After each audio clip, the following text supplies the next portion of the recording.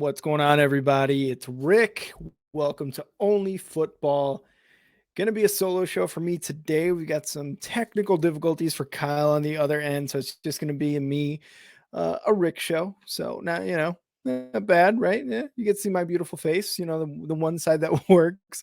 But yeah, we've got a great show for you today. We've got a week 10 that kind of like the NFL season was just all over the place.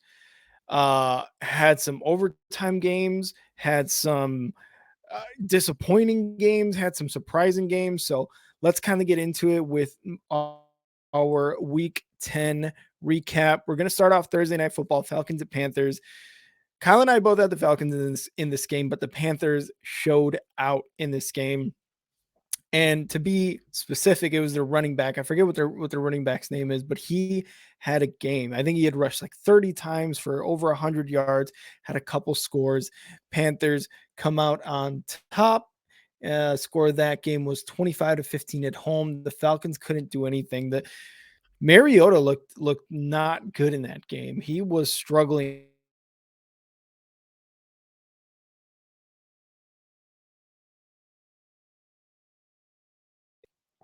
up against an Atlanta team that is pretty good offensively. They basically shut them down, and a lot of that credit I think is to their uniforms. Their uniforms looked really really good. The Panthers, at least they had the whole Black Panther going. And if you guys haven't seen that movie, I checked it out with the wife over the weekend. Definitely go check it out. That is a movie worth watching. So Falcons going to Carolina, unfortunately take the L, and so do Kyle and I.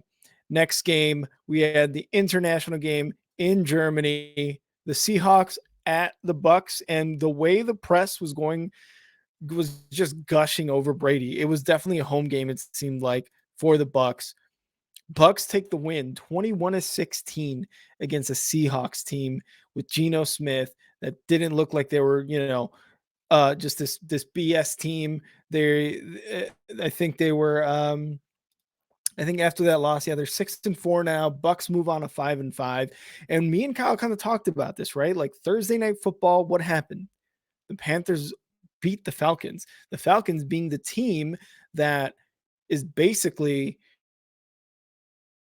was in the lead and is basically the only competition that the Bucks had in the NFC South. So what happened? What did I say? Let's put into perspective what's going to happen on Thursday night. If the Falcons lose, if the Falcons lose, do the Bucks look at this and more importantly, Tom Brady look at this and huh?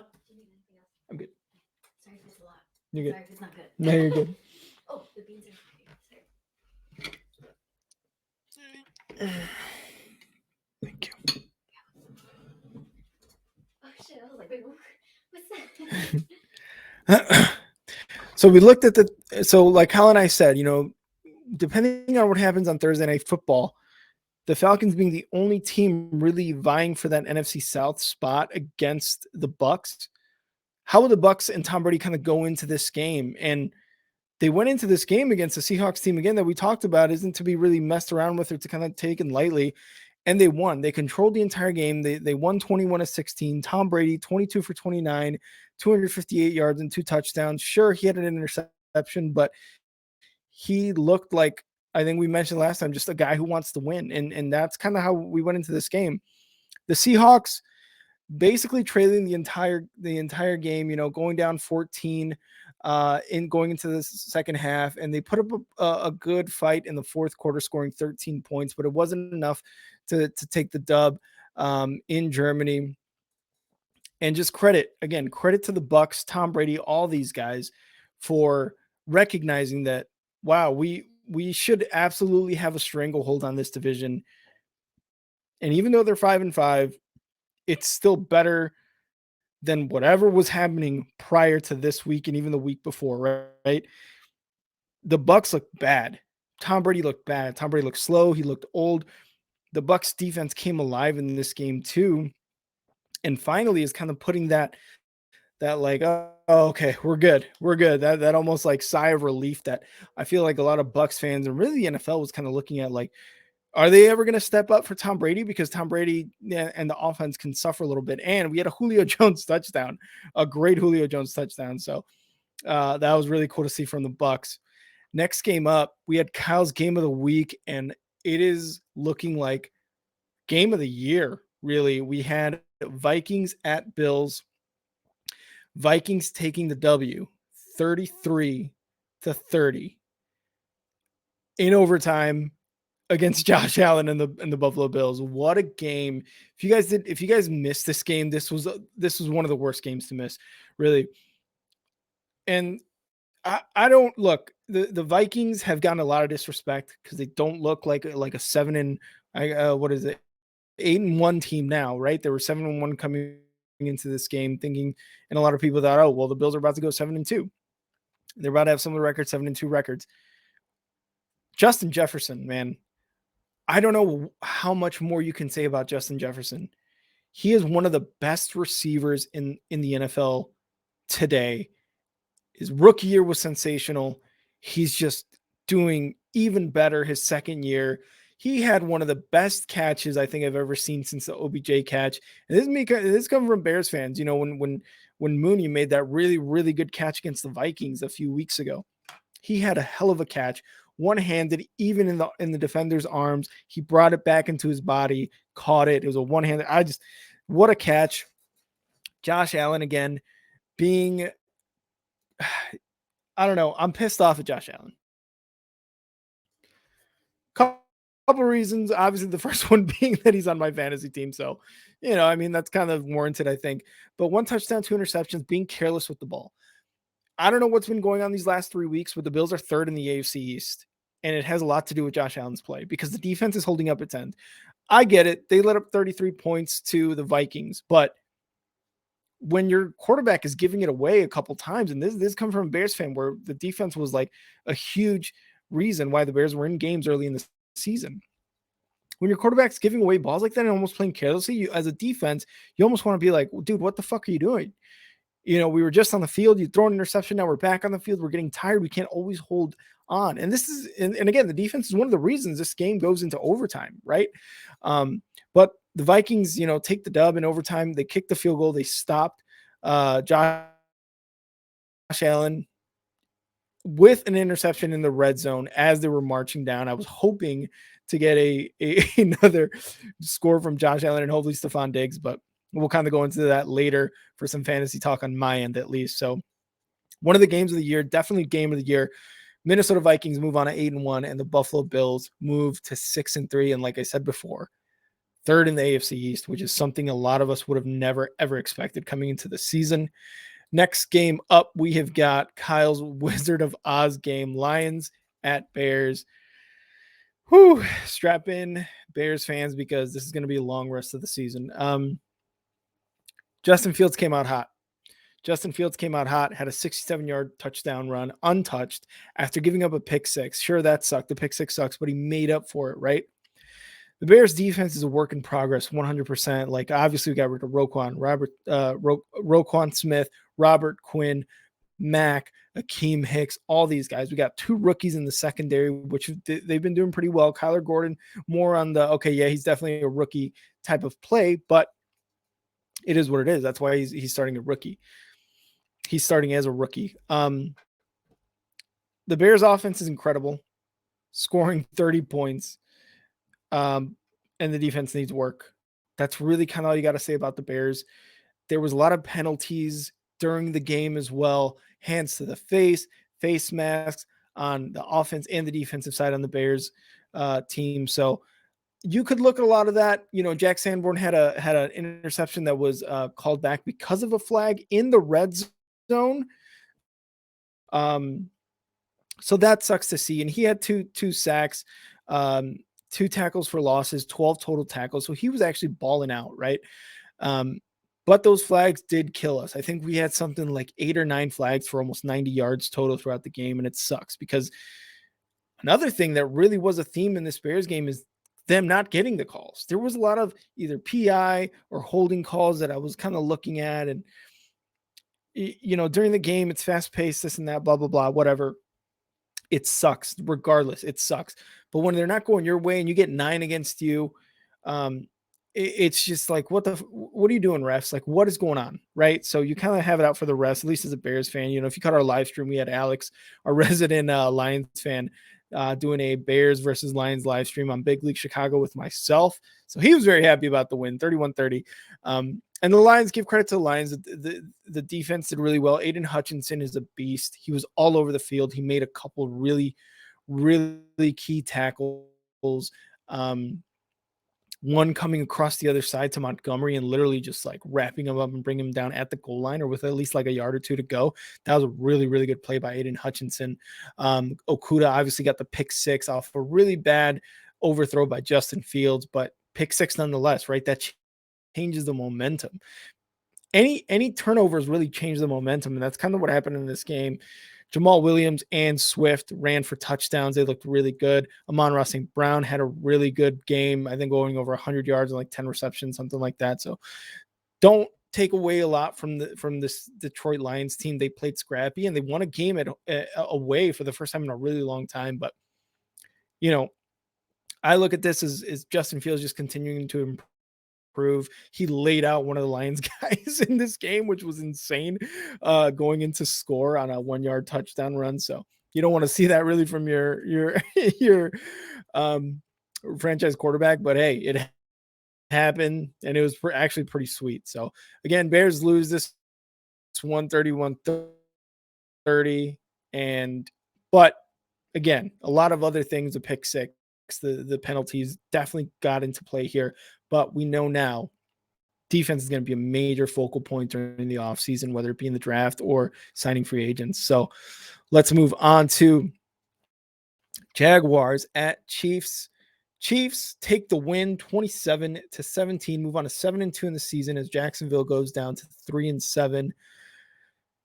Patrick Mahomes, kind of like Justin Jefferson the last couple of years, Patrick Mahomes has been the absolute definition of consistency. He went 26-35, 331 yards, 4 touchdowns and an interception. I think I heard a stat on part of my take where one of every 6 games, he averages over 300 yards and 4 touchdowns. Like, that is insane.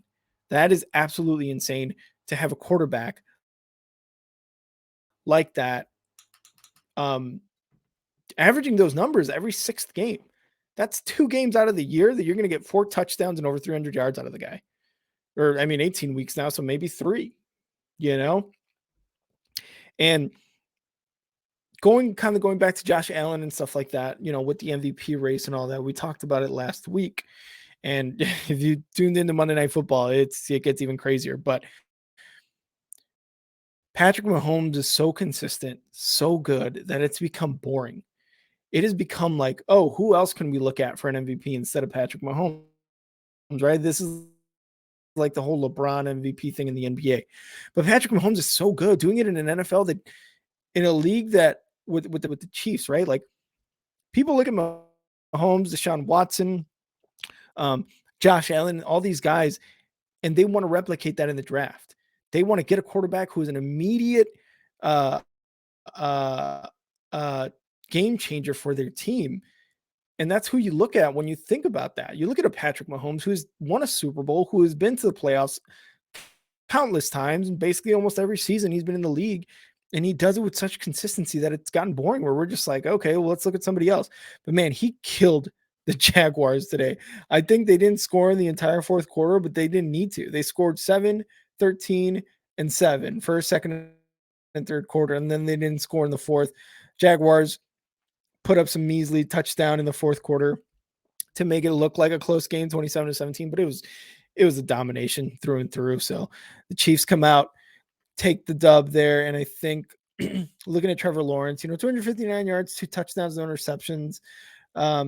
Solid game by Lawrence, but again, trash time or garbage time touchdown there in the 4th quarter.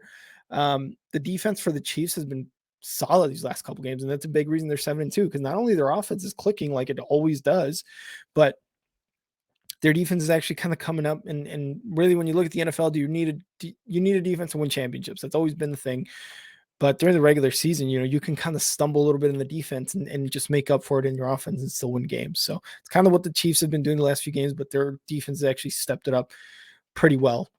As for our picks, Kyle and I both had the Bucks. We had the Bills, so we took an L on that, and we both had the Bears, so we took an L on that. But we did have the Chiefs. We made up for it with the Chiefs pick. So 2-3 so far.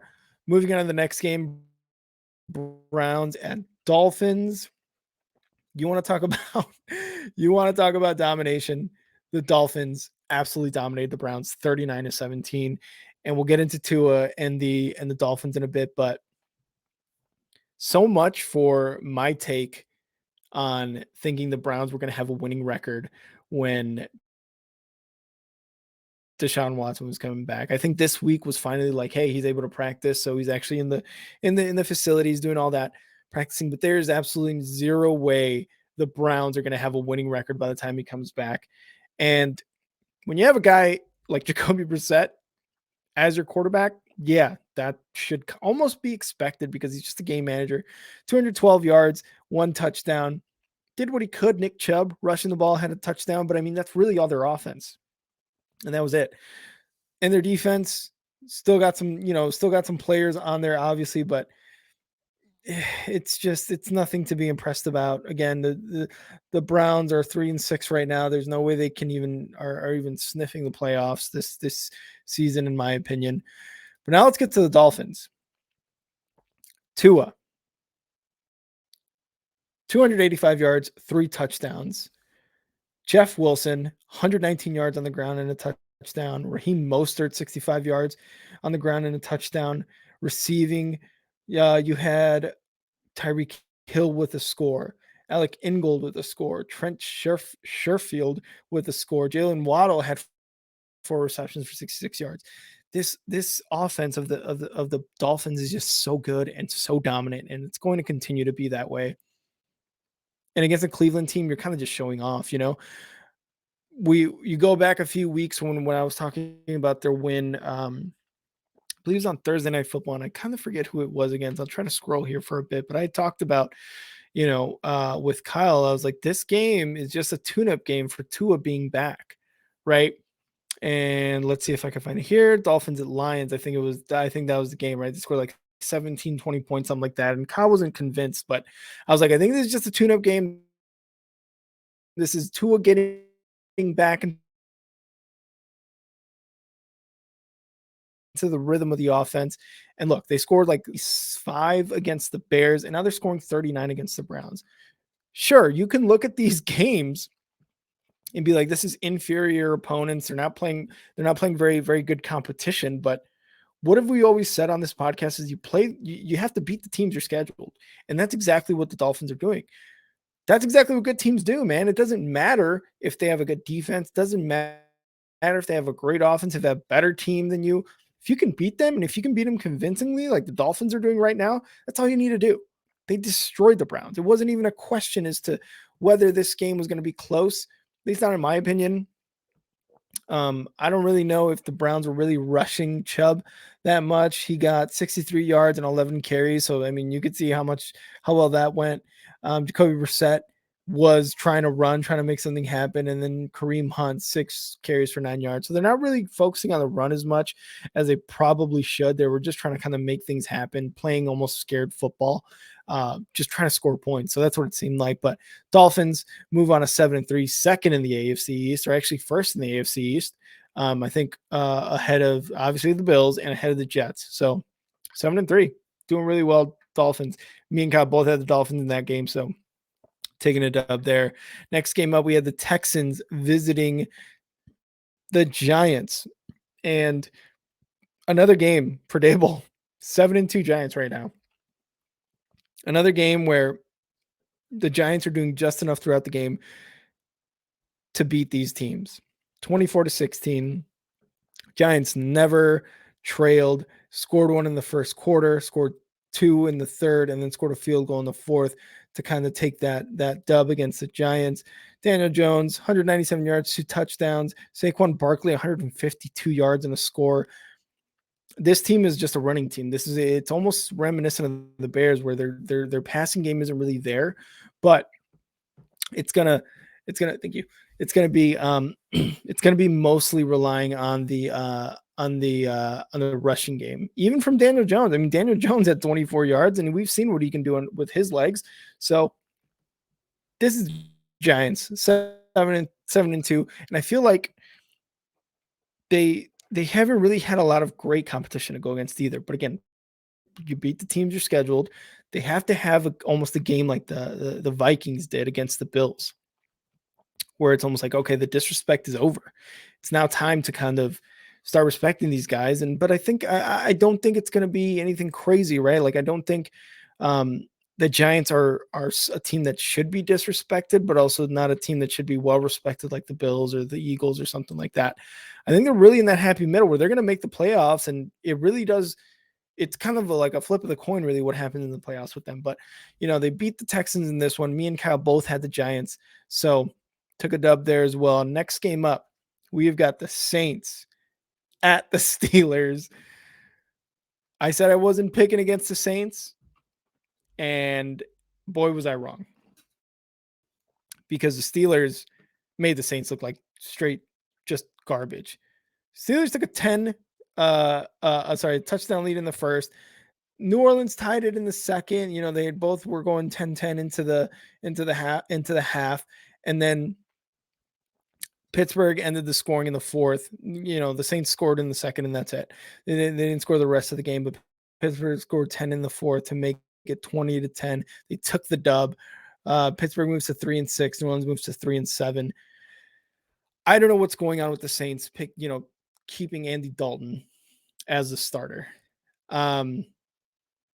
He has had some flashes of games, but I mean, why not throw Taysom Hill in there, man? Why not? You got Alvin Kamara rushing 8 times for 26 yards, and you got Andy Dalton throwing it 27 times. It might just be like, I'm not really entirely sure of the possession in this game, but it seems like it was just like the defense was on the field most of the time.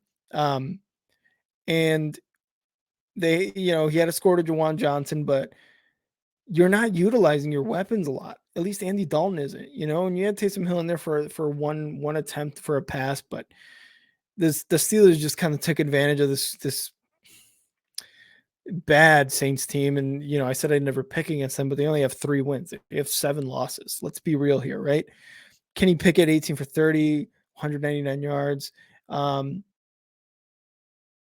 Pickett actually ran for a score, as well as George Pickens ran for a score. And that was basically their offense outside of their kicker, Will Lutz, if I'm not mistaken. Whatever his name is. Or I'm sorry, Matthew Ray. Yeah, he went 2 for 4. Wow, that kind of sucks. But Steelers take the dub here at home. And yeah, I mean, the Steelers aren't really anything to kind of brag about either. But Kyle took the Steelers in this one, so he gets the dub, and I took the Saints, unfortunately. But I'm not picking against the Saints anymore, even though they're a 3-win team. Let's move on to my game of the week, which is Broncos at Titans. Kyle, what the hell, dude? What happened here? 10 points against the Titans team? And maybe I'll chill out, because this is the Titans team that went toe-to-toe with Kansas City the week before. This is a Titans team that finally has, I think, Tannehill back. Yeah, they had Tannehill back. 19 for 36, 255 yards and 2 touchdowns. The Broncos, man, Russell Wilson, I think, threw that late game interception, but he also had a really good score to one of the receivers. I'm going to look him up here. It wasn't Sutton. I think he'd only caught 1 pass. I forget his name. The Broncos, Kyle, the Broncos, man. This offense is just bad. You might be right. Nathaniel Hackett might be gone soon. 10 points after such a big win, before this. It is a 3-win Broncos team that was expected to go to the playoffs this year in a stacked AFC West, or at least what was, perceived to be a stacked AFC West. I don't know, man. Maybe Pete Carroll got into Russell Wilson's head about the whole armband thing. I don't know what the deal is. It's just the Broncos are completely underperforming. Kyle would be the first one to tell you that because this defense is holding. Even against a really good team like the Titans, the one team that I don't really give too much respect for, but it's still, they're 6-3 right now. The defense is still good, even after losing Bradley Chubb, even after injuries earlier in the season. They're still so good and one of the top defenses, I think, outside of the San Francisco. The offense needs to pick it up. Nathaniel Hackett needs to give up play calling duties, maybe at this point, to maybe salvage his job, even to salvage the season. But the Titans take the dub. They were actually down going to the half 10-7, and then they scored 10 unanswered points in the third and the fourth quarter. So defenses on both sides of this, or on both teams, is really good. The offense was just a little bit better for the Titans today. Like I said, I don't know, Kyle, what needs to happen in Denver, but Nathaniel Hackett needs to either give it up play calling or something else, because he's going to lose his job soon, and I think Kyle would agree. We both had the Broncos, and it was my game of the week, so it was kind of close, but I mean, the Broncos were scoreless in the second half, so maybe it wasn't game of the week. Kyle was right for the Vikings-Bills game of the week. Let's move on to the next game, Colts at Raiders. Oh my God. If you guys tuned into the Week 10 prediction show last week, these are two teams that I just don't pick anymore. But I had to pick somebody. Colts at Raiders. Colts hiring Jeff Saturday, starting Sam Ehlinger the week prior, had just promoted an OC who had never called play, who was just never play caller before. This was a recipe for disaster. And yet you look at Josh McDaniels on the other sideline and you're like, whoa, he does really suck. He is a bad coach. How do you take everything that happened when the Colts this past week and not get a dub against this team? They have a coach who's never coached higher than high school, who was tweeting about how bad you are a week or so prior. He said he had tweeted, Jeff Saturday had tweeted that the Raiders suck, or they're really bad, or they're really mediocre, something like that. Like a week or two before, and he was right, because not even all the stuff that happened to the Colts the week before this game could have stopped the Raiders from sucking as bad. Now look, Derek Carr, Devontae Adams, they did a lot. Josh Jacobs had a rushing touchdown. Foster Moreau and Devontae Adams both had scores. Derek Carr had 250 yards, 2 touchdowns. But somehow can't take advantage of this at all. They never led. Indianapolis never gave up the lead. And we're talking about Matt Ryan, who was benched for Sam Ehlinger. Thank God Jeff Saturday came in and was like, yeah, this probably doesn't make any sense. Why would anybody do this, right? Matt Ryan, 20 for 28, 222 yards, 1 touchdown. Jonathan Taylor was a beast in this game, 147 yards and a score. Matt Ryan even rushed for 38 yards and a score. Jonathan Taylor and Matt Ryan won the game. They won this game.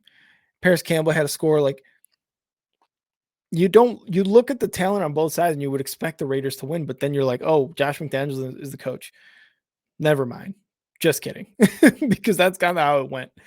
And I mean, the Raiders took the loss at home. You had Derek Carr crying in one of the post-game conferences, talking about, we practice and this is kind of what happens. And it's like, dude, I feel so bad for Derek Carr, because he's a very talented quarterback. A couple of years ago, 2-3 years ago, you told me the Bears would have traded for him, I would have been ecstatic. And it sucks because he's just been dealt a blow by such a terrible coach in McDaniels. And that's just kind of the way the cookie crumbles on this one. So the Raiders lose, fall to 2-7. Colts go to 4-5-1. We both had the Raiders. We were both wrong. Colin and I were both wrong. So we both took an L on that one. But yeah, I don't know what's going on with the Raiders. They're going to get rid of Josh McDaniels.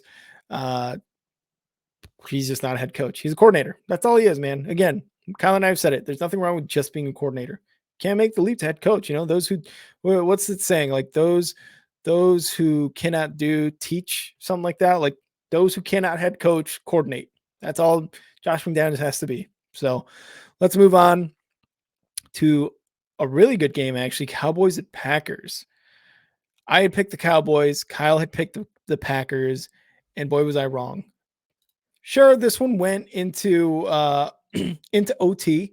The Packers ended up winning 31-28 in overtime. This was not something I expected, and I feel like a lot of people didn't expect it. First quarter went by pretty fast, actually, and scoreless, right? Then they both scored. Dallas and Green Bay scored 14 each in the second.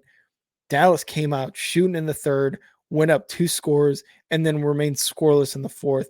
This is an offense. The Cowboys are an offense that they should not go scoreless in any quarter. The fact that they, sandwiched scoreless quarters between the second and the third is kind of astounding because they put up almost 50 against the Bears, and they should have continued to do that against a much inferior team in the Packers. But Aaron Rodgers, and he went for 265 yards, 3 touchdowns, threw 2 interceptions, which that Aaron Rodgers is throwing multiple interceptions in multiple games this year is even weirder. But he has a really good connection now with one of the receivers. I don't know if he's a rookie or not, but oh man, what was his name? It was like Watson or something. He had a couple scores. He connected with him twice. Aaron Jones had a score. So Aaron Rodgers is starting to get his rhythm going with this wide receiving core that earlier in the season was absolute dog shit. But now it's starting to come around. Now some receivers are starting to come up. Watson being one of the big guys. And obviously this went into OT. Dallas didn't score in OT. I don't really remember what exactly happened, but I know Dak Prescott threw 2 interceptions. Tony Pollard scored again. We had CeeDee Lamb with 2 touchdowns, Dalton Schultz with a touchdown. This is a Dallas Cowboys team that spreads the ball. Like, they can run the ball, they can pass the ball, they can do all sorts of stuff, and yet somehow against a really inferior Packers team, at least in my opinion, they sandwiched second and third with scoreless quarters. So kind of what happened there. Cowboys at Packers. Next game up, we had the Cardinals at the Rams. Cardinals take the dub. Kingsbury takes the dub against McVay. I think he had been winless against McVay, 27-17. I didn't watch too much of this game, but I know it was like the battle of the backups. You had Colt McCoy for the Cardinals going, and you had John Wolford for the Rams going. So not something you're like really pumped to see if you're a Cardinals or a Rams fan here. But Arizona got the job done. Went 17-3 going into the second half. Didn't score in the third, but scored 10 in the fourth. And really, that was kind of it. The Rams scored 1 in the fourth, but again, garbage time, sort of touchdown. They had only scored 10 points in the first 3 quarters. And again, Colt McCoy did actually really well in his start for Kyler Murray. 26 for 37, 238 yards and a touchdown. James Conner was pretty much the offense for the Cardinals, rushing 21 times for almost 70 yards and 2 scores.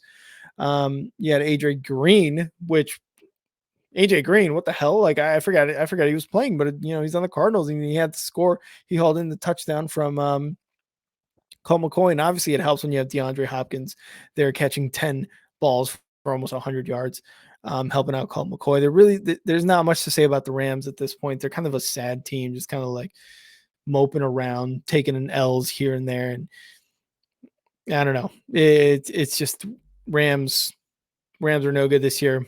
Kyle and I both had Cardinals winning this game. We were both right. So yeah, battle of the backups, and Colt McCoy ended up with a win. Good for him. I kind of liked him coming out of Texas. That he's going to be a much better quarterback, but hey, at least he gets to shine in moments like this. Moving on into Sunday Night Football, Chargers at 49ers. I had the 49ers. Kyle had the Chargers. 49ers ended up winning, ended up taking the dub 22-16. Defense was huge in this game. Herbert was doing really well. He marched down the field, I think, for a score in the first quarter. So he actually it looked to me as though the Chargers were going to kind of have like easy pickings, but let's not forget the 49ers have the best defense, I think, in the NFL right now. Top of that, they have CMC. They've got still George Kittle. They've got an aging but decent Garoppolo, right? Like maybe not decent, but I mean he's a good quarterback. He's a man, game managing quarterback, I guess I would say. On the offensive side, and they were at home. So I think that's the reason I took them. I took them for CMC because man, does Shanahan love CMC? He just loves doing everything with CMC. If he could, I think what was it? The first week he actually had a passing touchdown, something like that with CMC. It's insane what he's doing with him. But you know, Jimmy G, 240 yards, no scores, but I mean, you look at what CMC was doing, 38 yards, not too much, not too crazy. He had a score. Jimmy Garoppolo rushed for a touchdown, actually. So not a lot, not too much scoring, I guess, on this for this game. But because the defense did kind of show up, you've got Bosa on San Francisco side. You got Mack and all these other guys on the Charger side. It was a good game. It was a good Sunday night football game. A close one, obviously, but I think Herbert had an interception late in the game to kind of give up the game there as they were marching down, trying to at least get a score. But San Francisco ends up taking the win. They moved to 5-4. Los Angeles moves on to 5-4. And I think with the Seahawks losing, believe that puts them tied in the NFC West with the Seahawks. I'll have to double check.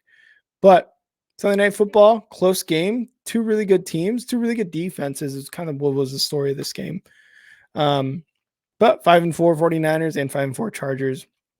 We'll see if Herbert, I think he was under concussion protocol in this game as well. So getting hit helmet to helmet.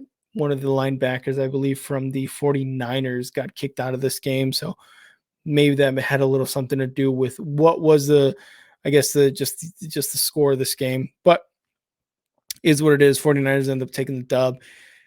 And then Monday Night Football tonight. Wow. Insane. Eagles lose to the Commanders at home. 32-21.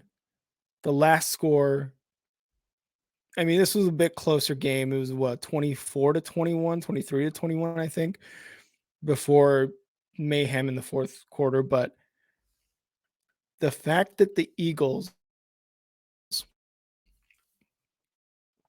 lost to the Commanders, a Taylor Heineke led command. Now look, Taylor Heineke again brings that like, I think I've said it before, he brings that emotional side of the game to Washington, and that's kind of what they need, because when the Eagles scored their 14 points in the first quarter, you thought, okay, well, this is kind of over, right? Washington scored 7. Then what do? They actually go into the half with the lead because they scored 13 unanswered in the second quarter, 16 unanswered because they scored 3 in the third. And they had Philly scoreless in the second and third, with Philly scoring again in the fourth, scored a touchdown. But the defense for the Commanders is legit. The offense, not so much. Taylor Heineke again, 211 yards, an interception, didn't even throw for a touchdown, but Antonio Gibson and Brian Rounton both rushed for touchdowns. And they got a defensive score. I think a couple defensive scores, if I'm not mistaken, but the defense for the Washington Commanders is good. It's really good. Heineke's not going to win you this game at all, but the defense absolutely can, and that's exactly what happened. They were pressuring Jalen Hurts. They were putting him in positions, just uncomfortable positions. They were stopping the run. They were defending passes really well. The defense for the Commanders did really, really well in this game. All credit to them. But the Eagles, man, no longer undefeated. No more teams undefeated in the NFL. A lot of people thought it was going to come later into the season when they were going to rest their starters, going into a number 1 seed, right, into the playoffs. But no. Week 10. This is why I told you guys at the beginning of the episode. Week 10 was insane. And this is exactly why it capped off a very insane week. When you look at Commanders beating the Eagles and then you look at the Panthers beating the Falcons, sure, they were at home. But that's just insane. A lot of people were not expecting this. Vikings at Bills weren't expecting that. Lions at Bears, I know I wasn't expecting that. Um, Colts at Raiders, another crazy game. Cowboys at Packers. Like a lot of these games this week was they were absolutely insane. And it just this has got to be one of the weeks that clearly defines this season for the NFL. But no more are the Philadelphia Eagles undefeated. The Washington Commanders came into Philly, beat the Eagles. Eagles are 8-1. Commanders are 5-5, and somehow in the playoff race. Somehow in the playoff race. So that was your Week 10 recap by me, Rick. Let's go over our record, our overall record. Kyle and I, 50-29 after this week. Kyle's individual record, 23-19, and I'm 19-23. So I'm still a few games behind. This kind of sucks. I did not want to be behind Kyle. I was hoping to, but I mean, a lot of these picks kind of screwed me. The Cowboys and Packers. I think Kyle's just picking that to kind of rub it in my face. There's no way anyone else thought the Cowboys were going to lose to the Packers, but they did. Is what it is. Bears, Lions. Oh no, that wasn't a different pick. The Saints and Steelers. Again, I didn't want to pick against the Saints. That's just me. But yeah, 19-23 for myself on the season, 23-19 for Kyle, and overall as a podcast, 50-29. We're doing really well as an overall. So hopefully we keep going into from here on out the second half of the season. Let's do some quick fantasy talk since it's just me today. I lost terribly. And this is one of the reasons I was mad at Josh Allen. I lost 140.32 to 140.3. I'm sorry, 104.3. I lost by 0.02 points. Had Josh Allen not thrown a pick in overtime, probably would have won this a little bit more comfortably. Had the Buffalo defense not given up 27 points, I would have won this comfortably. Had I put in Justin Fields instead of, of Josh Allen, I would have won this very comfortably. Justin Fields on my bench, almost 40 points. Josh Allen, half that, 19.6. The other guy had Deebo Samuel going in the late game on Sunday Night Football. He literally got 0.02, just enough to beat me. That was the last guy playing, and I was kind of hoping. I thought Deebo Samuel, whatever, going to lose by a lot. No, 0.02 points I lost by. So that puts me at, I think I'm 4-6 on the season. Yeah, 4-5. But by the time this all goes final, I'll be 4-6 on the season, fourth in my division. Probably going to be the last year in my division soon. Rough. I did want to mention though also that the refs, because one of my buddies was talking about the refs in this game, Philly and Commanders. The refs need to be stopped, man. They are on some sort of rampage where they absolutely are garbage. They're missing big calls in big games. You got Bill Belichick talking about how are we not challenging? How can coaches not challenge within 2 minutes? How are officials, refs missing these big calls that have huge impacts on games? You know, me personally, just looking at Bears versus the Dolphins, a week ago, that PI on Chase Claypool that could have given us first down, had us march down the field, possibly score, possibly win that game. There's a bunch of calls that they missed against the Lions this week for the Bears. And this is just one game. This is just one team in the last 2 weeks. They missed multiple calls. You look at like one of the face masks that happened during this Eagles game, this Eagles Commanders game. I think it was like the fumble, but what caused the fumble was a face mask and they didn't call anything. Like, it's just insane what the refs are doing. And this is kind of just me going on a rant, but they need to be stopped. Like, I think one suggestion I told my buddy was like, what if they got fined? All of a sudden, all these replays are going to take a lot of time. They're going to look into it a lot better. But if they get like a big time call, and one of the biggest time calls missed in the last few years was that Saints and I forgot who, was it the Rams? It was like that pass interference call that was clearly pass interference, and it was not called. Huge playoff implications. I think it was a playoff game, but it was just, I don't know. It's insane. These refs need to be stopped. They need to be either fined or something, because this whole like, oh yeah, my bad my bad, bro. This isn't working for the NFL right now. A lot of teams are losing games, close games that they should be winning, at least should be in the game more. Should affect the outcome. They affect the outcome 100%. I think Eddie Jackson from the Bears was one guy that was speaking out too, and obviously I mentioned Bill Belichick. A lot of these teams, a lot of these players are going to be speaking up a lot more, and somehow the rest are like, "Oh, you guys can't talk bad about us." Blah blah blah blah blah. You messed up.